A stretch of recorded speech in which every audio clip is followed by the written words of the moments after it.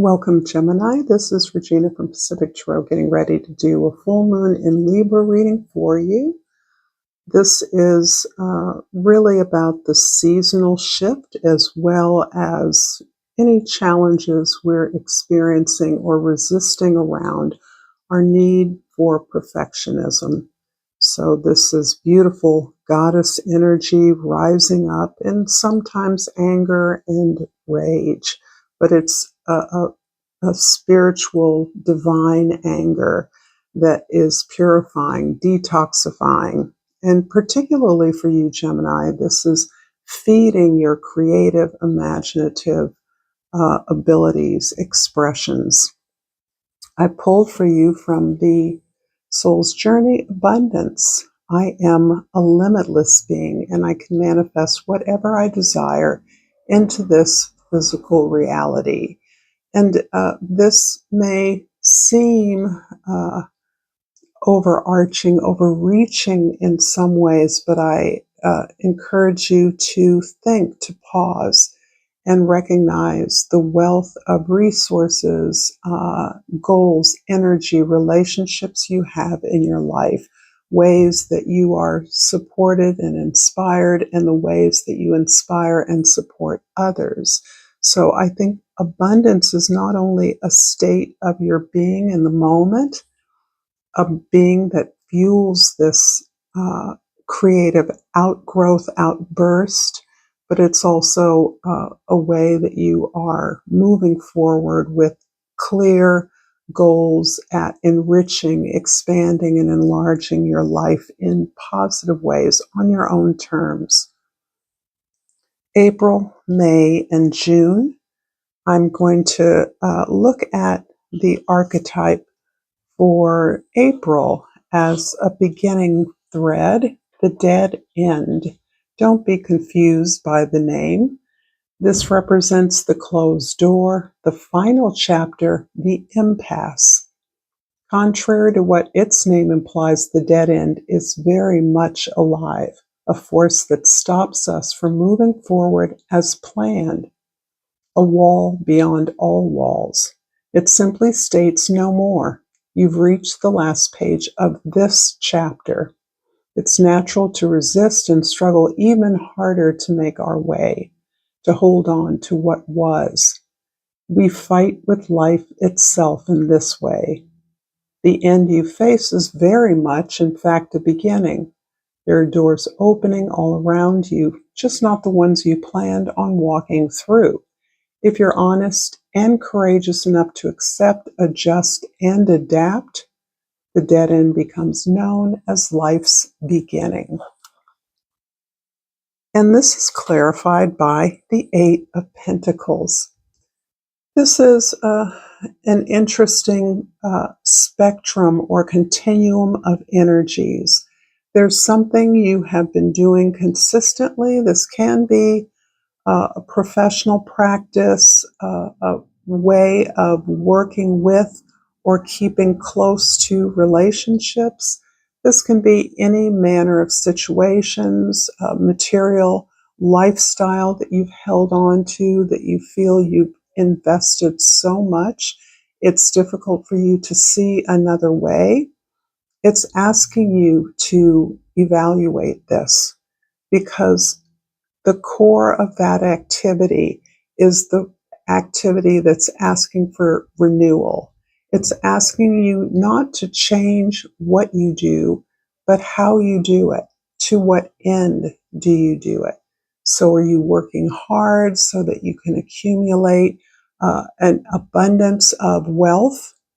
Are you working hard so that you can manage that wealth only to accumulate more and more? Are you becoming better at what you're doing? Are you loving what you're doing? Where is the love in what you are investing yourself in? And this is a big investment. It also indicates to me that you've been doing the same thing the same way for a very long time. Perhaps it is a shift from a nonprofit to a corporation or a business of your own. Perhaps it's a shift from a corporation to a nonprofit or a charitable or a philanthropic endeavor. Maybe this is about investing in a course or an opportunity to share what you know, because clearly you are at a level of mastery in your profession or some activity that has netted you a reasonable, sustainable living. In the month of, let's clarify this right now before we move on to May. So the Eight of Pentacles with 2 cards, please, is clarified by the Nine of Pentacles and the King of Swords. So interesting, the synchronicities among readings. They're very consistent in some way. You have built from your considerable and rather successful endeavors a lot of independence for yourself. This 9 is a step up from the 8. So with this investment, you've accumulated a safe store, an excess enough to be able to reinvest in yourself and enough to invest in those projects, relationships, or activities that you see as aligned with you. But for the most part, you enjoy your independence, the independence that your money, your income, your job has brought you. And from that perspective, you move through the world with the ability to not only know what's right for you, what isn't appropriate in the community or your environment, but also speaking to those values to others, sharing those values. So it's important that those values be values that you can stand by. For some of you, those values are showing other people how to invest money, showing other people how to manage the investment in a home, for example. For many of you, this is really about what you've learned from exercising your skill or talent, from the accumulation of experience, how you've been able to translate that into a sustainable, comfortable, and safe, secure living for yourself. Whatever it is, this is something that translates and is helping you to recognize that the accumulation of this power, the skill, and the profit from it is leading you in a direction to more justice, more access for others, ways that you can help others to gain some of the skills and access that you have had.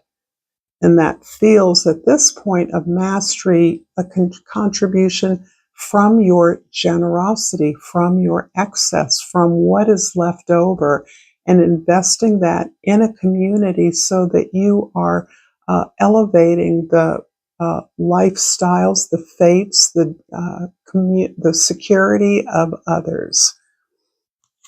In May, we have the mentor, and I'm going to read a bit about the mentor.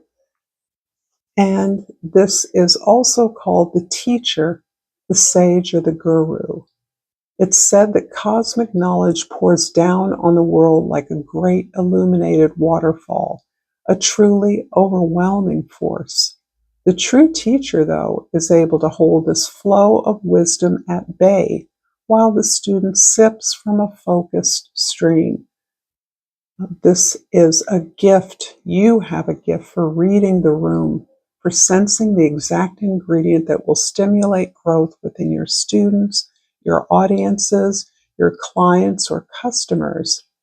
The mentor may appear rigid or humorous, aloof or available, harsh or tender, but ultimately, this is a service of the greater cosmic good in the elevation of consciousness.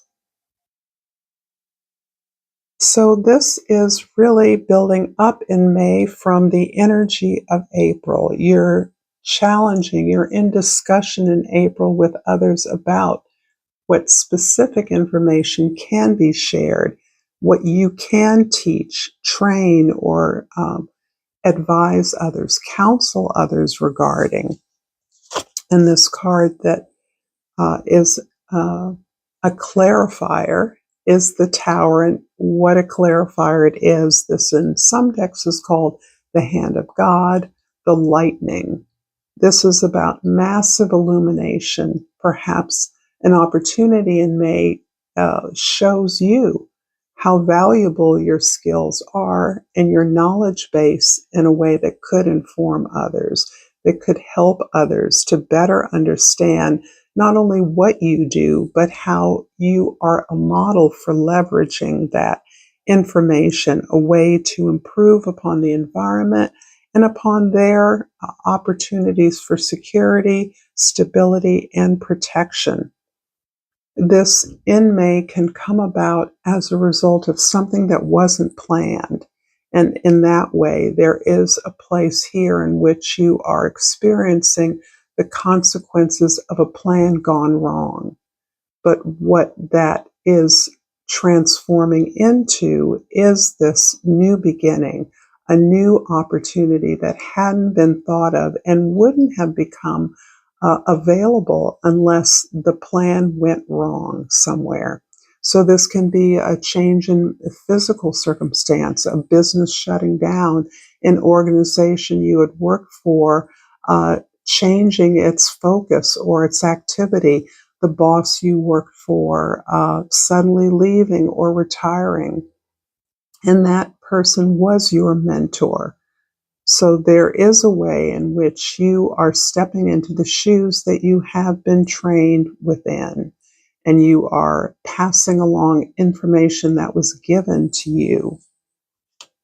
I'm going to clarify the Tower with a couple of cards. Thank you, Spirit, for 2 cards. And I have pulled the 6 of Wands and the Moon card. And here we have 2 things going on, 2 very different things. One is this incredible openness to the things that you have been fearful of. And this brings to mind a situation in which someone who trained, mentored, guided you for a while, that you always thought of as an inspirational role model for you, a change in that circumstance brings up the fear that you had never faced before directly. Am I good enough to pick up the mantle? Do I know enough? I was still looking for more training, more knowledge from this highly experienced person that has such a great deal of respect in our organization or our community. And that is a fear that suddenly may arise when you recognize an opportunity to step into a place you hadn't imagined, because the plan that you and your mentor, as an example, fell through, suddenly changed. Perhaps they were sent overseas, or they were moved to another part of the organization at a distance. However, you respond in a way that is very characteristic of you. You simply recognize the team you're working with, the organizational membership that you're working with as a body of your peers, your collaborators, your team members, and you really took up your role seriously. And you exercised it to the degree that you, the best way that you could, without trying to replace that person you looked up to, the person perhaps others looked up to as well. And in so doing, you transform and elevate the success of a particular team or project, and in that way, earn the high regard, the respect, the notice, the recognition from your teammates, who suddenly respect your ability to identify yourself as part of the team rather than just leadership. Perhaps you acted as an assistant to the leader in the past, or with the clear knowledge that everyone was aware you were vetted to step into their shoes. But instead of stepping in their shoes, you simply tried to carry on in the best way you know how. And that clearly was informed by this wonderful mentorship you had enjoyed.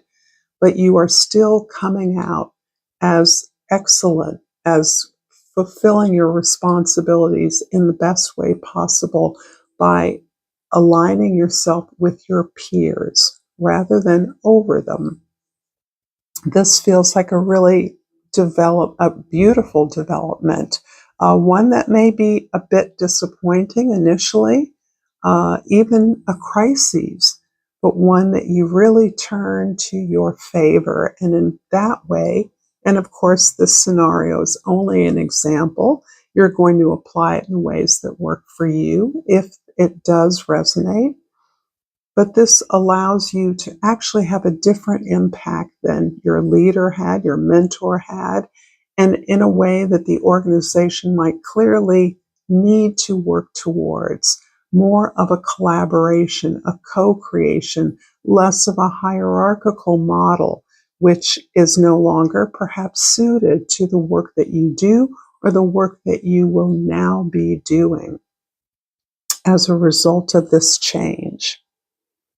In June, the animal, let's see what the animal, all my little stickies have fallen apart, and the animal is the beast, the wild one, and the she-wolf. We try hard to deny our unrefined animalistic nature. Our relationship to nature in its most broad and embodied sense can look like drinking from waterfalls, eating berries from the vine, or eating with our hands, opening eyes underwater. The life force of our planet begs us to set down the devices, the constraints, and the social constructs, and remember the warm blood that pulses through our vein. The animal longs for breath, food, procreation, and physicality. It wants soil under our nails and starlight on our skin. Take note that it is said that when Buddha became enlightened, he roared like a great lion. And the minute you accept, express, and celebrate the physical body, you tap into animal energy. So this is, lest we forget that we are a species, perhaps equivalent in many ways to other species on the planet. We're certainly a member of mammals, mammalian. And this is clarified by the Nine of Wands. This brings a really strong picture, Gemini, of you moving forward with this inspired and very raw energy towards your goals. There may be a singular goal in particular that has moved you forward, if that is simply to live a healthy, comfortable life. But you've put everything into every effort that you've attempted, and you have identified yourself very personally with your effort. In other words, when you have been buffeted or pushed back on or rejected or been unsuccessful in any way, that has been deeply internalized, but it has only fueled the desire and the determination to move forward more. There does seem to be a bit of mistrust that you've built up around your repeated efforts, never quite hitting the mark, always determined the next time to get closer, recognizing you have been wounded, but the more you've been scarred and damaged, the more determined you become. So you're not really sure about the environment or how safe the goal that you're approaching is. I'm going to clarify the Nine of Wands with a couple of cards. The Ace of Wands pops right out, and I'm just going to take what's on the top. And, okay, we're taking the Page of Wands too, because that's what we have. So the Ace of Wands and the Page of Wands, the very first card in the suit of Wands and the very first card after the numbered wands. So this is showing a real willingness. How interesting.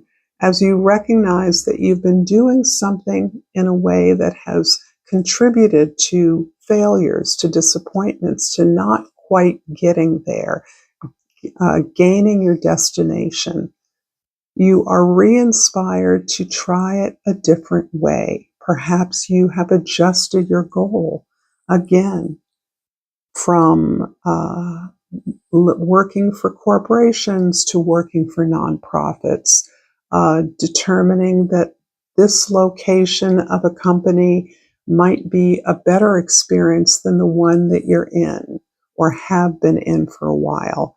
Looking at the audiences, maybe you're turning from gaining clients or customers to training the employees in an organization. You've made a significant shift and you're acting on that. And you are recognizing and opening up to the fact that you don't know everything about this new market. Yes, you're transferring considerable skills, but there is a lot to learn and you're open to it. Somehow this shift resonates better with who you are. For some people, particularly if you've been in an organization for a long time, working with and on behalf of employees who are doing the work that you've been doing for a while, perhaps marketing work, PR work, training others to understand your experience, appreciate it, benefit from it, and being able to craft a message that is meant to support and expand co-workers is a much more resonant match for you. This is something you get a lot more pleasure in, a lot more follow through, a lot more contact and engagement, which really sparks your creative juices. I believe this way of working in which you are now seeing yourself as a member of the team rather than leadership. Even if you are leadership, you're seeing that as part of a team rather than as over a team. And then that way you're excited about the shift because you're finding more support for creative ideas, less weight to come up with new ideas, less burdensome. Whereas when you're working with others who too are coming up with ideas, creative ideas, you have each other to bounce that energy off of, and you have a way of shaping a new initiative together.